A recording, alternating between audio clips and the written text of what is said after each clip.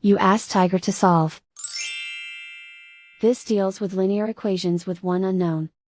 The final result is x equals 184. Let's solve it step by step. Group all constants on the right side of the equation. Subtract 40 from both sides. Simplify the arithmetic.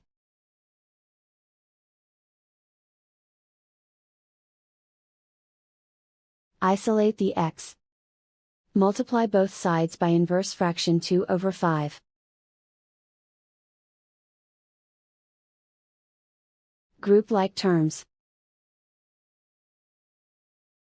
Multiply the coefficients. Simplify the fraction. Multiply the fractions. Simplify the arithmetic.